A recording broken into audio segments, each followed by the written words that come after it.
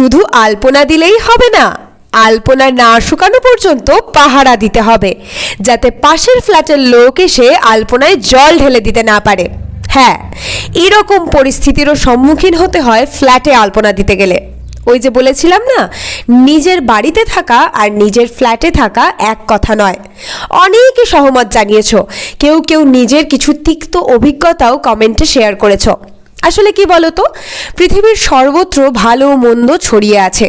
গুটি কয়েক খারাপ মানুষের জন্য যেমন সমগ্র পৃথিবীটাকে খারাপ বলে ধরে নিতে পারি না, তেমনি কিছু ভালো মানুষদের সাথে মিশে সমস্ত মানুষকে চোখ বন্ধ করে ভরসাও করতে পারি না। কোনো কোনো মানুষের মধ্যে হয়তো 10টার মধ্যে 3টে ভালো গুণ, 7টা খারাপ গুণ, আবার কারোর মধ্যে হয়তো 7টা ভালো গুণ, 3টে খারাপ গুণ।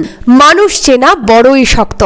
কখনো কখনো গোটা জীবন কেটে যায় একটা মানুষকে চিনতে, আবার কখনো এক মুহূর্তে এক দল মানুষের প্রকৃত রূপ চেনা হয়ে যায়। যে যেমন তার সাথে সেইভাবেই মেশো। প্রয়োজনে সোজা আঙুলে ঘি না উঠলে আঙুল বেঁকাতে পারলেই জীবন সহজ হয়ে যাবে। এই আলপনাটা করার সময় বেশ কয়েকজন নন বেঙ্গলি মেয়ে বারবার আলপনার কান ঘেঁষে যাওয়া আসা করছিল। আমার তো বুক ধক ধক, এই বুঝি পাড়া দিল। ওদের ফিসফাসে কান পাততেই শুনতে পেলাম, দেখো কিতনি সুন্দর রঙ্গোলি বানা রही है। মনটাই ভালো হয়ে গেল।